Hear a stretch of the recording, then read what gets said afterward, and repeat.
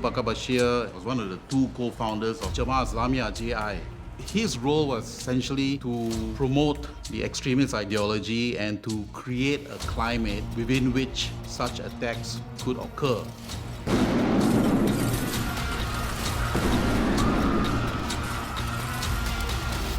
Ini adalah media pertama sejak kepulangan Ustadz dari Gunung Sindur yang mendapatkan kesempatan untuk mewawancarai Ustadz Abu Bakar Bashir. Tidak ke saya, langsung ke kamera. Ya, jadi Ustadz Abu Bakar Bashir itu amat cinta dengan kasih sayang, dengan ini. Beliau bukan tipikal orang yang suka kekerasan. Boleh Ustadz apa ini?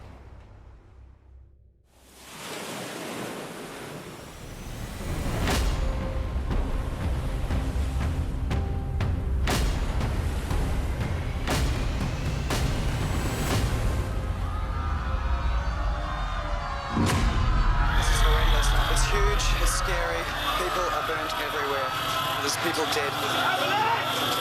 I just don't believe what happened here tonight. This was one of the biggest blast site crime scenes in recent history. My name is Tim Morris. I was the operational commander of the Australian Federal Police in the Bali Bombing. I'm Ben McDevitt. And at the time of the Bali bombings, I was the Assistant Commissioner in charge of counter-terrorism for the Australian Federal Police.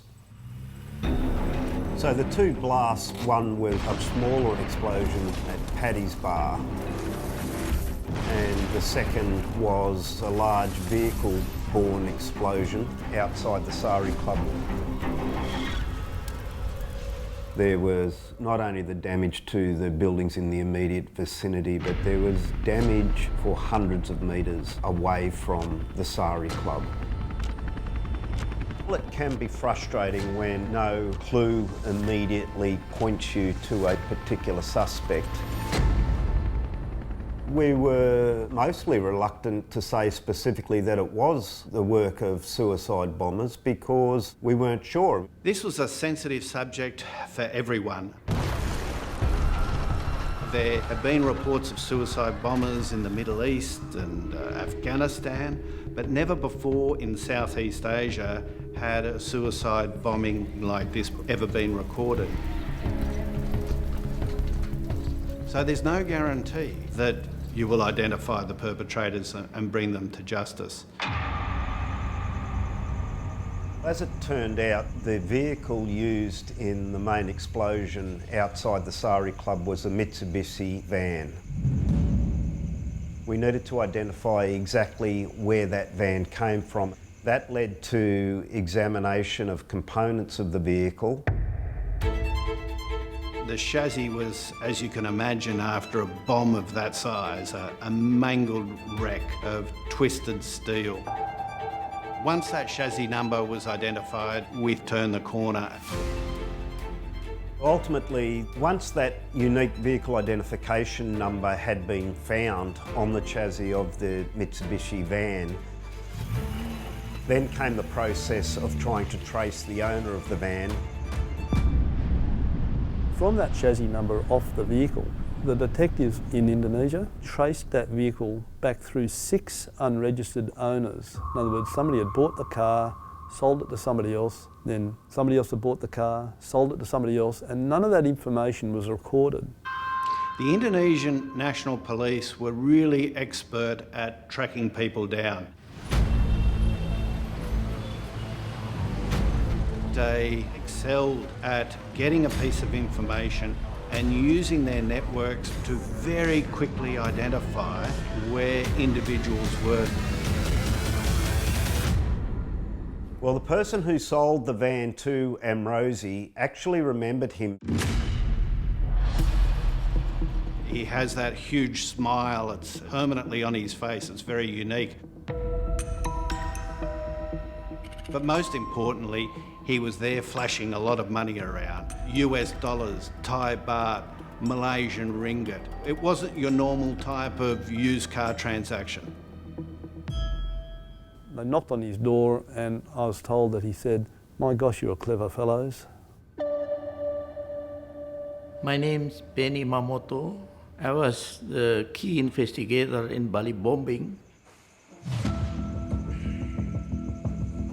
Sayalah yang pertama kali mengungkap dan berhasil membuka mulutnya Amrozi yang kemudian mengaku bahwa dia terlibat dalam bom Bali 1 meskipun tidak selaku eksekutor, dia yang mengatur pendanaan yang dia terima, pembelian bahan baku dan sebagainya. Amrozi acted as the quartermaster, if you like, for the Bali bombers.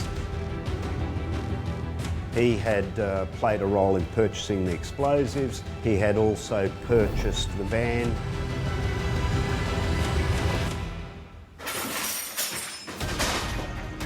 The search of Amrozi's house yielded, a treasure trove of materials and evidence, including copies of speeches that linked Amrozi to Jamaah Islamiyah and its spiritual leader, Bashir.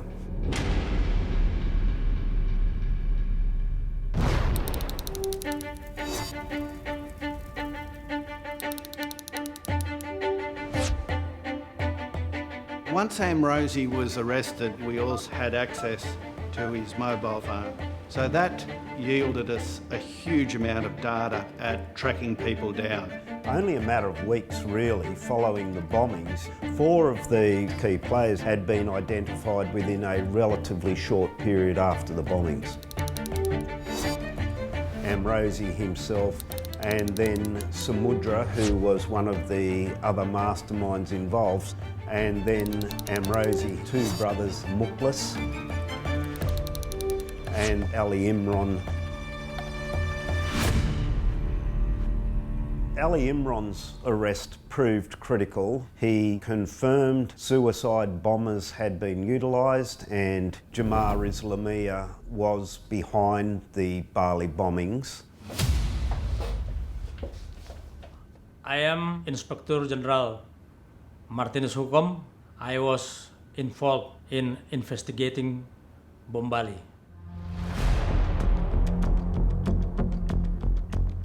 Disitulah mata publik terbuka bahwa ada satu organisasi Jamaah Islamiyah.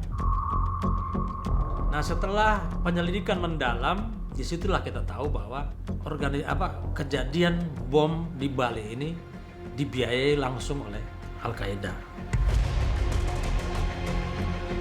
A relatively modest amount of approximately US $30,000 equivalent was supplied to Jamaah Islamiyah in Indonesia. And the cell led by Samudra used those funds to buy the chemicals, the van, to rent the safe house in Bali. Of all the people involved in the bombing, of course, some were executed. Bahwa sekitar 4 sampai 5 kilo TNT ditambah dengan detonating code. Ali Imran was spared execution because of the cooperation that he extended to the Indonesian police. Ali Imran actually assembled the bombs. More than that, he drove the 2 suicide bombers to the site of the Sari Club and Paddy's Bar.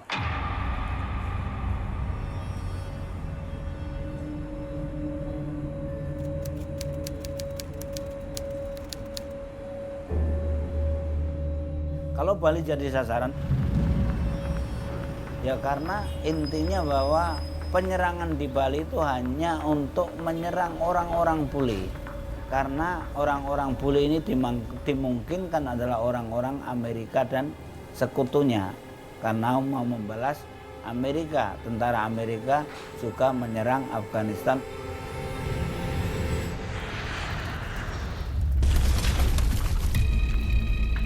The bombings were designed to be conducted initially at the 1-year anniversary of September 11th. Apparently the bombers weren't actually ready at that 1-year anniversary, so ultimately the bombings were put back until October 12. Di bom mobil itu ada beberapa yang harus disiapkan. Yang jelas pertama adalah mobilnya.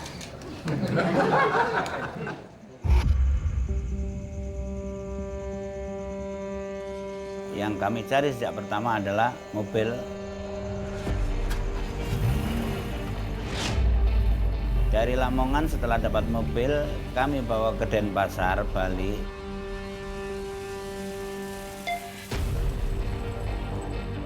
Tanggal 4 Oktober, saya bawa ke rumah kontrakan kami di Jalan Pulau Menjangan. Dan saat itu masuk, tidak keluar lagi, kemudian keluar setelah sudah ada bomnya, yaitu di malam tanggal 12 Oktober itu. The main ingredient in the Sari Club bomb was potassium chlorate. Potassium chlorate, which is found in things like bleaches and in matchsticks and so on. But when combined with sulfur and other chemicals, it can actually have an enormous explosive capability.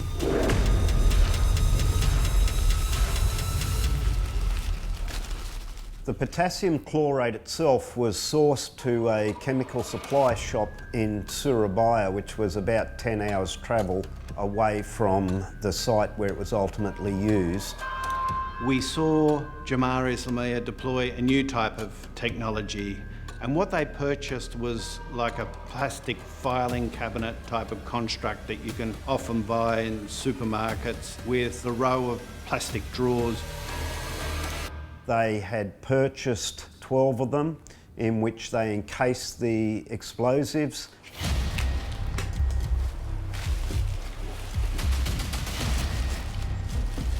With the row of plastic drawers, usually 4 or 5 high, and they loaded the potassium chlorate into each of the drawers of these boxes.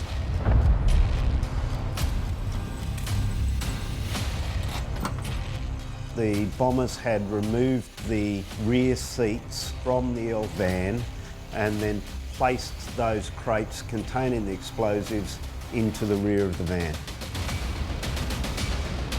Ali Imran was essential in actually delivering the bomb. He drove the white van just near the Sari Club, actually. Ali Imran then alighted. He'd escaped the scene. And the suicide bomber drove the last few metres right out the front of the Sari Club.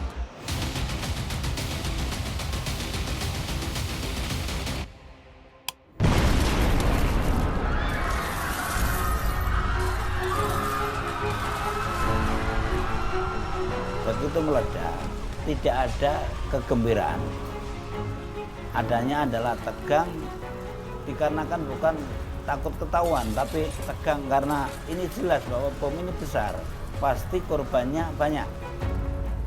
Mungkin yang memahami 100% bahwa perencanaan pengeboman di Bali untuk menyerang orang-orang bule ini jihad yang benar secara 100%, mungkin senangnya juga 100%.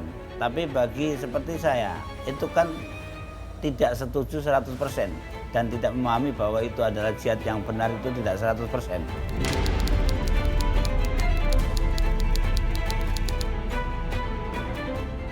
Oleh karena itu, kalau saya rasakan pada waktu itu tidak ada kegembiraan yang berlebihan.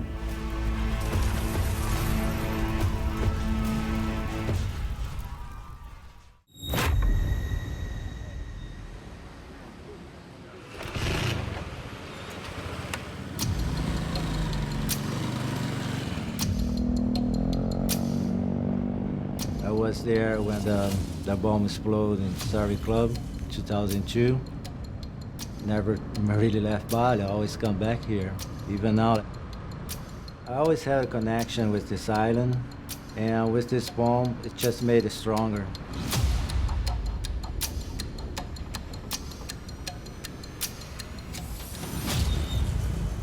Yeah, so we just passed by the American consulate here in Bali. Right behind me over there, they placed one of the bombs. There were 3 bombs that night. This was the smallest one, and fortunately, nobody got hurt.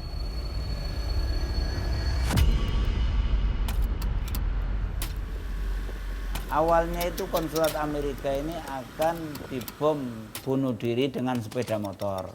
Karena pelakunya mundur karena belum siap, tidak mahir atau tidak lancar dalam menyetir motor, akhirnya kami ganti dengan bom tas jinjing. Mengapa ditambahkan kotoran di bom konsulat Amerika?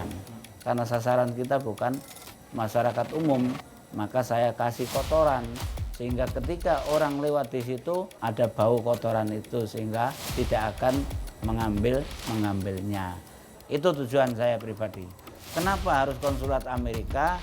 Kami memberi pesan dan kesan bahwa penyerangan di Bali ini penyerangan buat Amerika. I'm Zora Sukabdi. I spent years studying about the mind of terrorists.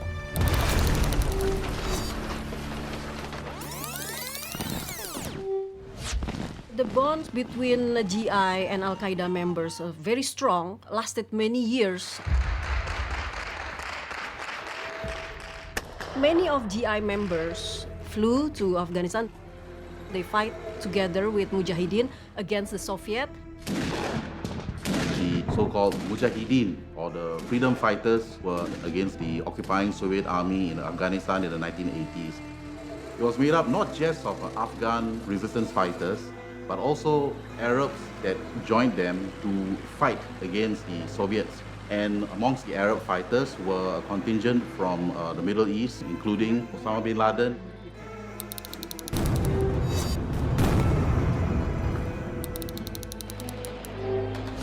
As the conflict ended, a group of these fighters, led by Osama bin Laden, formed Al-Qaeda and turned it into an organization committed to global jihad.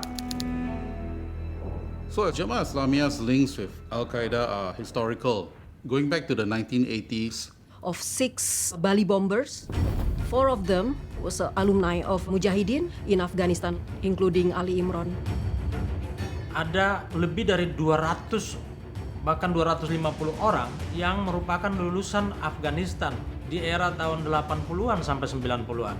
Mereka mendapatkan pelatihan militer yang sangat efektif, di mana mereka punya kemampuan untuk menyerang, membuat bom, kemampuan field engineering.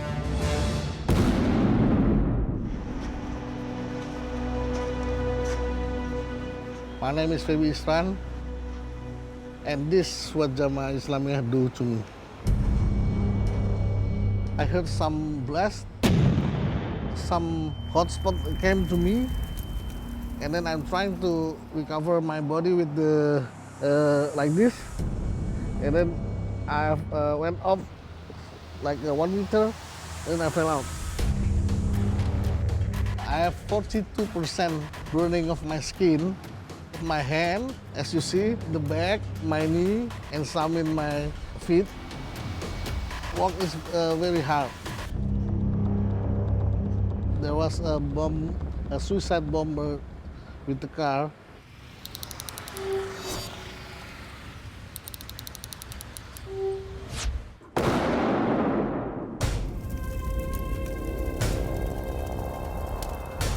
The bomb was in front of JW Marriott Hotel in Jakarta. I was inside. The flame is like when the people blow it from the mouth, it's the huge. So it's like licking your whole body.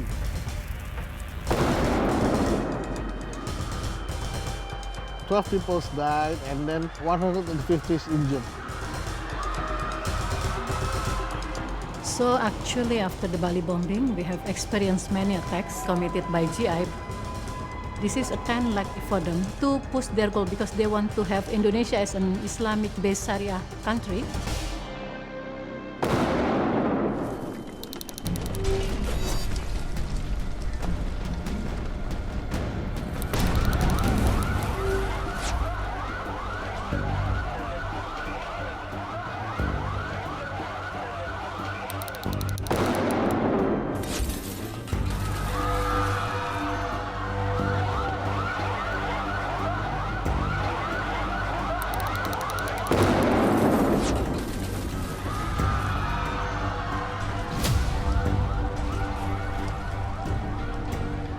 So they create a chaotic situations through many attacks after the Bali bombings.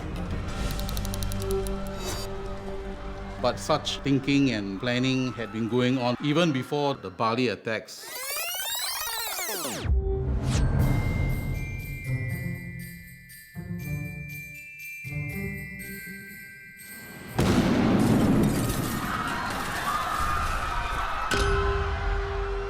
Bombs went off in cities across the country on Christmas Eve, and besides the 20 people who died, at least 95 others were also injured in the bombings.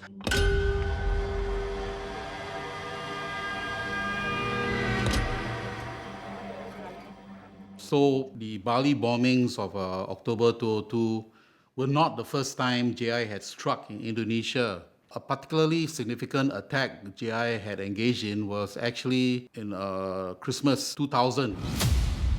On that date, Imam Samudra, who was involved in the Bali bombings, he had a plot to set up bombs which to be placed in churches.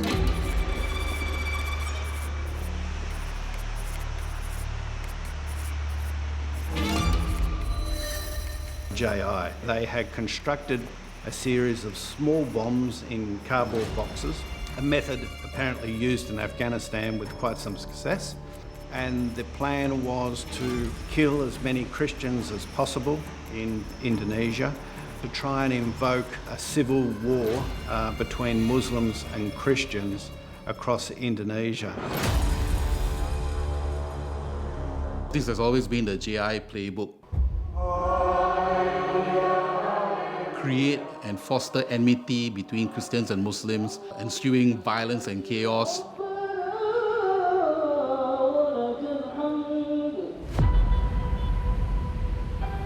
So the Christmas Eve bombings, the attack was deemed largely as unsuccessful by the Jemaah Islamiyah hierarchy. This Christian-Muslim enmity did not materialize because the Christians at that time, they understood that this was not the work of the entire Muslim community, but it was just a few individual extremists. And also, a lot of the bombs didn't explode. The bombs did not explode in part because of the cardboard boxes.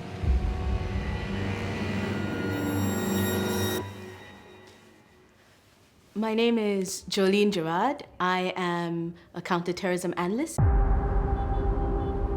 The JI bomb makers had placed them in cardboard boxes. That's what they were trained to do. In Afghanistan, which was much drier, cardboard boxes did not affect the integrity of both the electronics as well as the explosives. On the flip side, in Indonesia, because of the humidity and the climate, this had impacted the electronics of the explosives. The bombs that predominantly exploded were those that were put into plastic casings and plastic containers. As a result of this experience, one lesson learned was that, in the tropical climate, you shouldn't use cardboard, you should use plastic to house your bombs. So the lessons they learned at the Christmas Eve bombings would certainly come in handy for later operations. Because the Christmas Eve 2000 attacks were not that successful in JI's view, in certainly Hambali's view, Hambali was determined to be more successful the next time round. And this is where he began to turn his sights towards what many extremists see as the most iconic target in Southeast Asia, which is Singapore.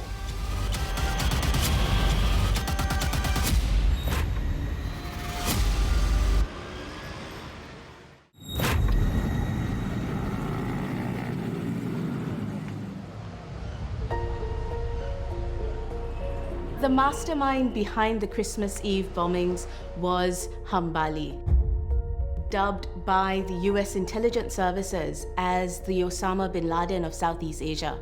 Hambali served as the point person linking JI with Al-Qaeda. While he was in Afghanistan, he met Osama bin Laden, and the relationship cemented itself and resulted in Hambali becoming the Al-Qaeda point person within our region. Because the Christmas Eve 2000 attacks were not that successful, in JI's view, in certainly Hambali's view, Hambali was determined to be more successful the next time round. And this is where he began to turn his sights towards what many extremists see as the most iconic target in Southeast Asia, which is Singapore. Hambali had two goals. The first goal was to increase tension between Singapore and Malaysia and hopefully spark a holy war. Hambali's second goal was to target Singapore because of its policies that were seen and deemed to be very close to the West. The GI ideology by this time was also very much influenced by the Al-Qaeda global jihad ideology. So the West was very much in GI's sights as well.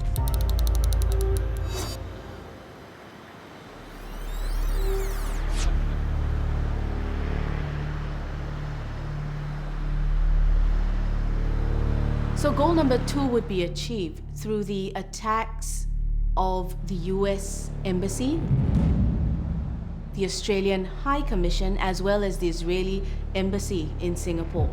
JI saw Singapore as having policies that were aligned to the West and its allies. Hambali's goal to increase tensions between Singapore and Malaysia would be achieved by targeting the water supply lines between Singapore and Malaysia. These pictures were taken from JI members in Singapore. Photographs of multiple reservoirs that they intended to target.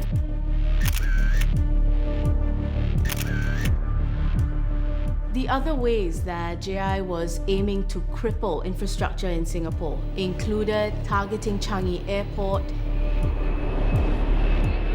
train stations, the MRT. Also, interestingly, Ministry of Education,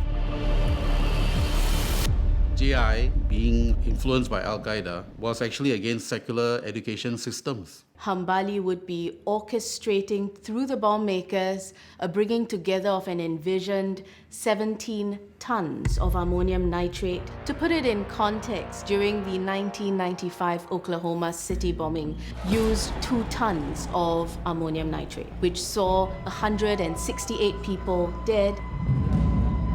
Pada waktu itu sebetulnya saya pribadi dan alumni Afghanistan ini itu merencanakan pengeboman di Singapura yang berangkat ke Filipina dan belanja bahan peledak atau hack eksplosif, kemudian dimasukkan dibawa ke Manado, dari Manado baru kami bawa ke Batam, baru kami rencanakan pengeboman di Singapura.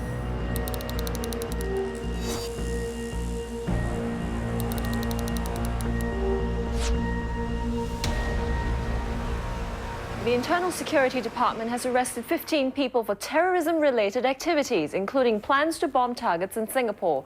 13 are members of a clandestine organization which calls itself Jama'ah Islamiyah. The Home Affairs Ministry says the arrests were made between December 9th and 24th last year. The Singapore plot, in a way, was thwarted through a combination of hard work on the part of the local intelligence agencies, as well as, I would say, divine intervention or pure luck. It was someone from the community that had given a tip-off to the authorities. The citizen overheard an individual commenting that he had known Osama bin Laden. That led to the tip-off and the eventual arrest of 13 individuals. So the Singapore plot was thwarted completely. This merely made Hambali more determined to succeed. Security has been heightened in Singapore as global tension mounts. The Singapore Armed Forces have deployed armed uniformed soldiers to secure vital installations like Changi Airport. Hambali then changed up his strategy because no longer was key installations and hard targets an area that he could focus on given the increased security parameters. Kalau saya sendiri adalah kecewa dengan tidak jadinya pengeboman di Singapura. Ketika kemudian hari hal itu nggak jadi, malah perencanaan pengeboman di Bali. In a meeting that Hambali had convened in Thailand in 2002 in January, Hambali announced they should then switch towards soft targets. These included nightclubs. Amongst those at the meeting in Thailand was Muklas. Muklas went back to Indonesia and started the groundwork, and that was the genesis of the Bali attacks. Hello, Leo. I assume Leo's okay there? All right. I was head of ASIO, Australia's counter-terrorism and counter-espionage organisation at the time of the Bali bombing. What was Abu Bakar Bashir's role in the Bali bombing? It's questionable whether Abu Bakar Bashir actually engaged in any specific planning. Bashir provided a literal extreme interpretation of the Quran. He provided a framework within which Western societies and peoples were seen as being anti-Islamic. And very often terrorists do need that to make them comfortable with the suffering they're inflicting on others. Abu Bakar Bashir, co-founders of Jemaah Islamiyah JI, his role was essentially to create a climate within which such attacks could occur.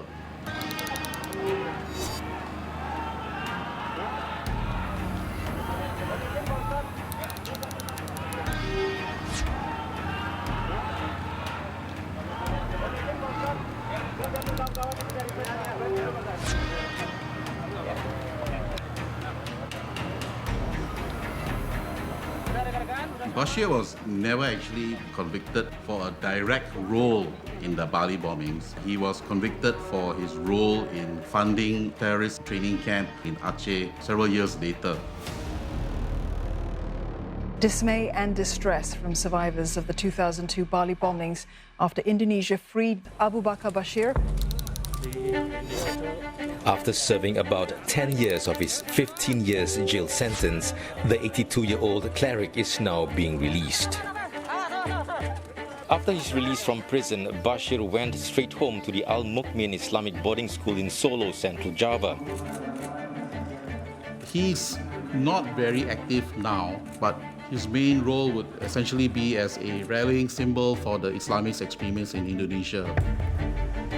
Ini adalah media pertama sejak bulan Januari kepulangan Ustadz dari Gunung Sindur mendapatkan kesempatan untuk mewawancarai Ustadz Abu Bakar Bashir.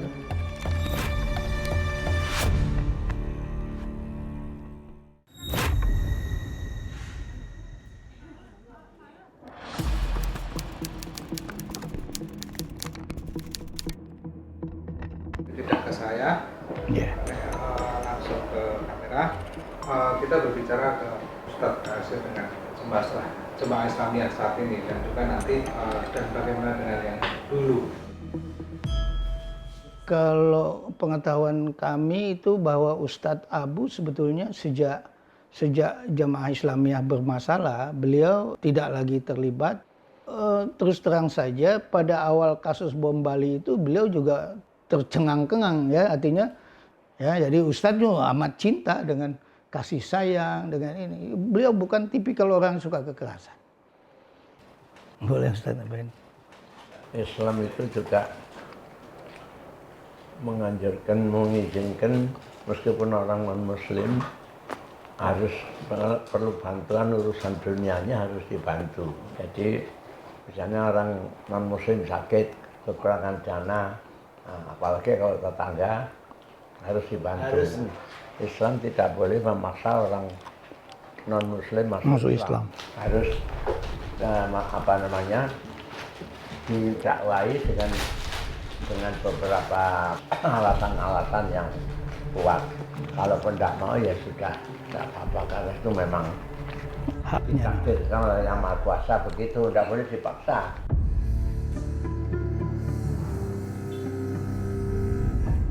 There'll always be anger With Bashir, there'll always be anger because, to my mind, he hasn't been punished enough. Over 200 people killed. He probably should never have been released from jail.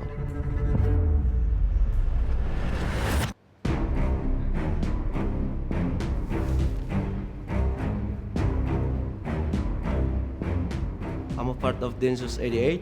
We are a special unit from Indonesia, and I'm not allowed to tell my name and my identity.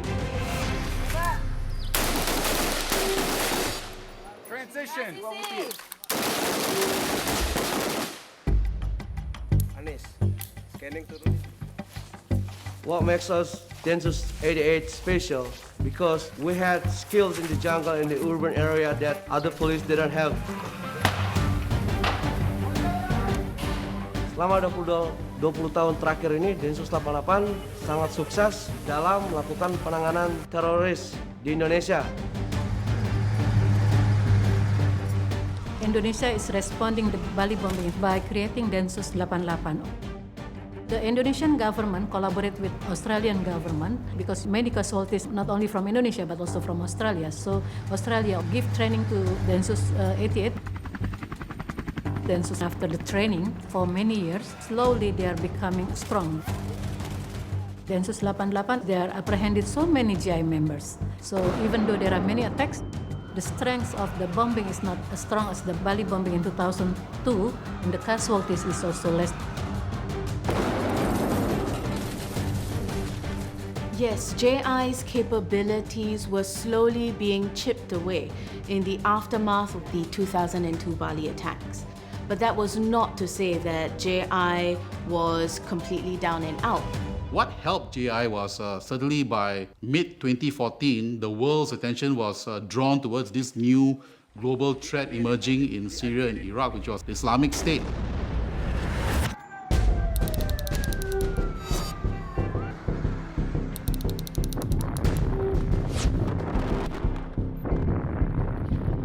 ISIS stands for Islamic State of Iraq and Syria. They're actually established in Syria. ISIS is an offshoot of Al-Qaeda. So ISIS came from Al-Qaeda. So in many ways, ISIS is ideologically similar to Al-Qaeda, but ISIS tends to be a bit more impatient. They believe that you can create the caliphate now.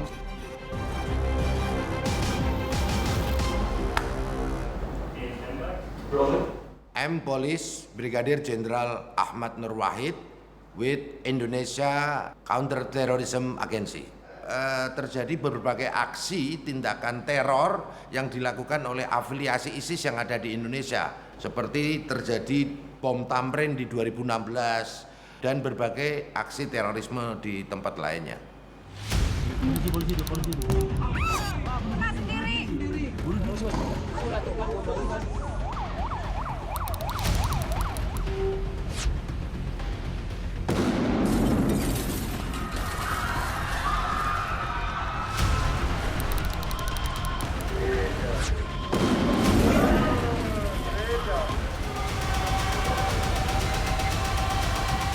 So the Indonesian authorities tended to focus on the pro-ISIS groups, and this gave JI a bit of a breathing space. Indonesian security forces still would view JI as a major threat?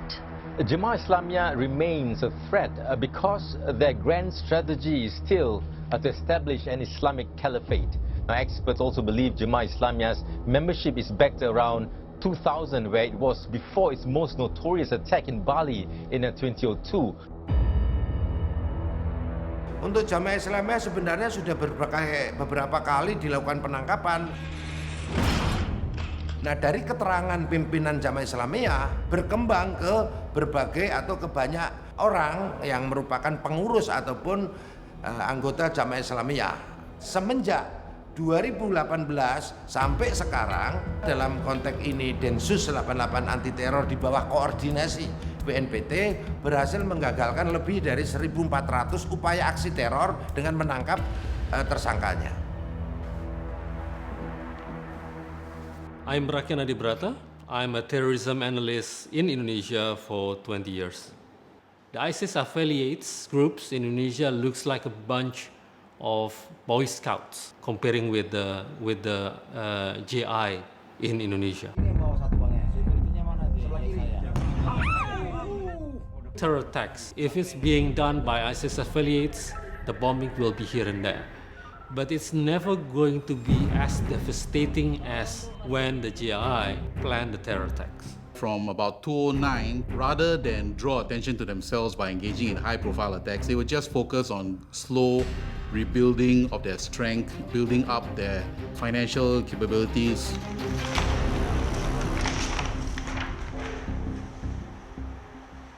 Indonesia is the biggest palm oil producers in the world. Around like 16 to 17 million hectares of land is being used as a palm oil plantations.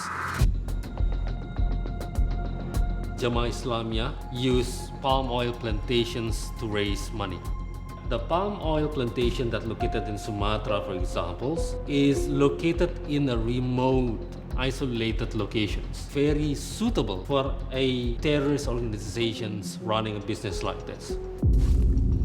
And another thing, as a legitimate business, you can buy fertilizer, but also potassium chlorate as a weed killer. Potassium chlorate was used in Bali bombings.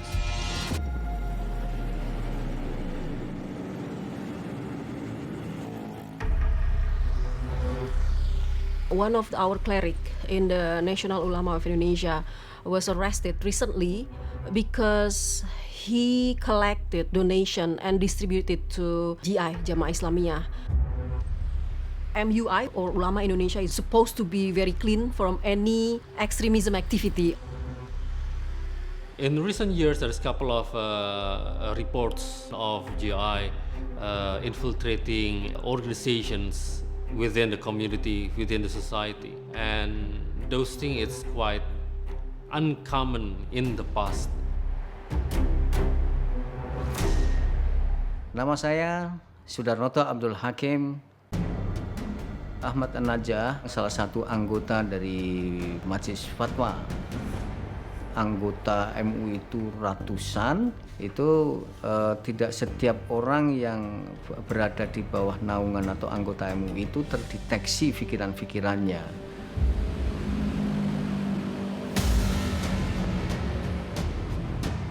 JI in its preparatory phase, a phase called Idad, it is a strategy of regrouping and rebuilding in order to make a comeback.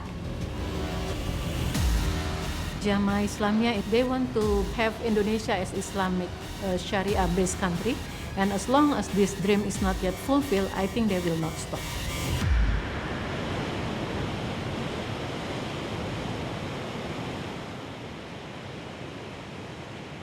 This is the main memorial point for all the Australian victims of the 2002 bombing in Bali.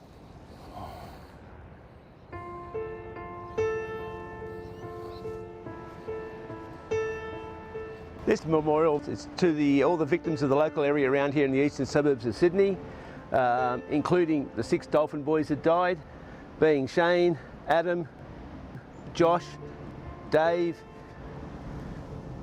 Clint and Jared. This is now the emblem, the badge of the Coogee Dolphins, and represent the guys that died in the Bali bombing. Number 6, which was Clint Thompson. Then we had number 10, being Adam Howard. Number 5, Dave Mafrudis. Number 8, Shane Foley. And number 3 was Josh Iliff. And number 4 was Jared Yeo. I think what Bali did was to drive home in a brutal, tragic way just how terrible terrorism could be. I literally had to tell all the families that their sons were dead.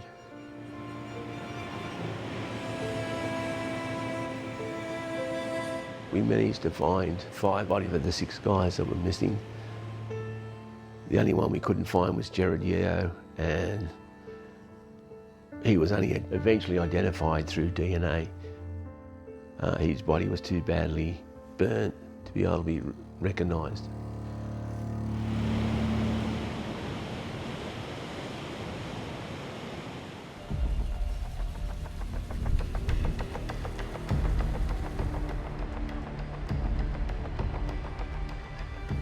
After 20 years, I think that justice is not done already. Abu Bakar Bashir now is free.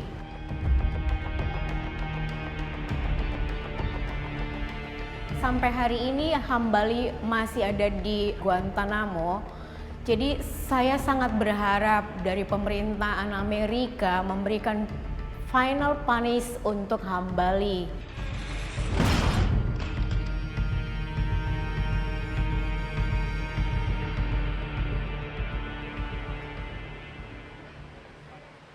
Di tengah badai dunia menakutkan,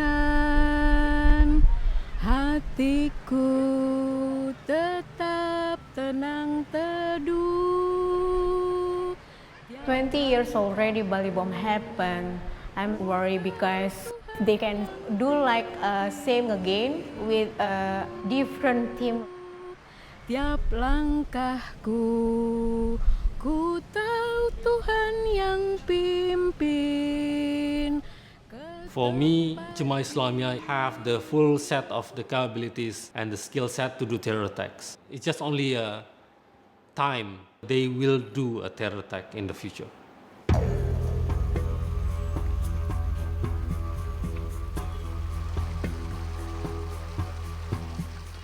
"20 years on, it's frustrating, but it's a fact of life that we now live in a world where we've just got to be constantly prepared for another Bali-type incident, because there are still those out there who despise liberal democracies and the sort of lifestyles that we live.